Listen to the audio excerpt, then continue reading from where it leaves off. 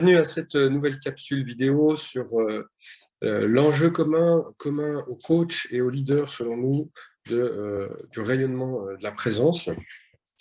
Alors, d'un point de vue des coachs, c'est très simple, selon nous.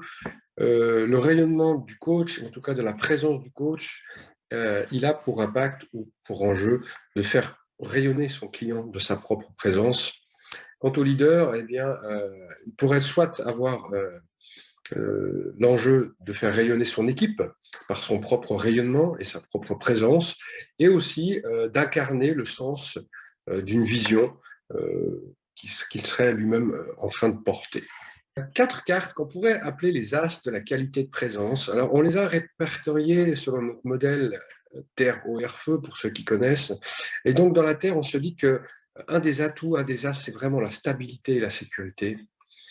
Dans l'eau, c'est vraiment la relation authentique, la présence à la relation, à la relation authentique.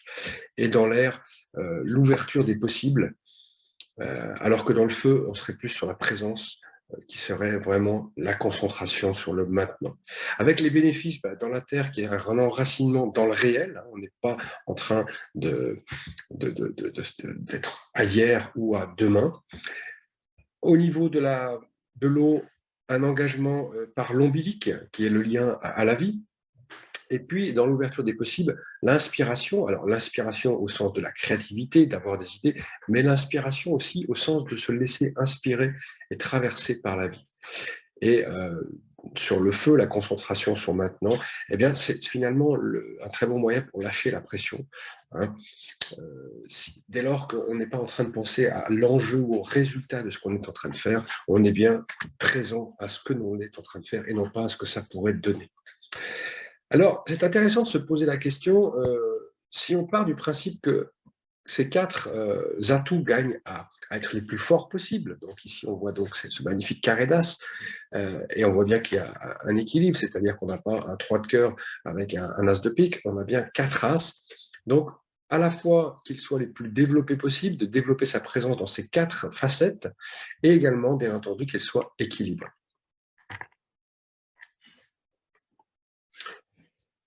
Du coup, on pourrait se demander lequel de ces 4 races vous aimeriez avoir mieux en main. Et je vous propose de prendre 1 à 2 minutes de réflexion, qu'on ne va pas prendre dans cette vidéo.